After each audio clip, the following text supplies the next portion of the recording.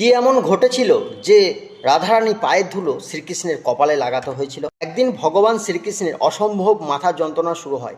দ্বারকার সমস্ত রানীরা ব্যথা কমানোর চেষ্টা করে। নানা ওষুধপত্র মন্ত্র সেবা করার পরেও ভগবান শ্রীকৃষ্ণের ব্যথা কিন্তু কমছিল না।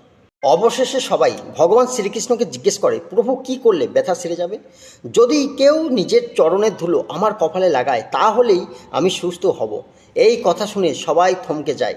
ভগবানের মাথার পায়ে ধুলো লাগানো মানে মহাপাপ, নরক যাত্রা নিশ্চিত। যখন এই কথা আমাদের রাধারানীর কানে যায় তখন এক মুহূর্ত কথা না ভেবে নিজের পায়ের ধুলো ভগবান শ্রীকৃষ্ণের কপালে লাগিয়ে দেন এবং বলেন, যদি আমার নরকে যাওয়ার মাধ্যমে ভগবান শ্রীকৃষ্ণের কষ্ট দূর হয় সেটাই আমি আনন্দের সঙ্গে মেনে নেব।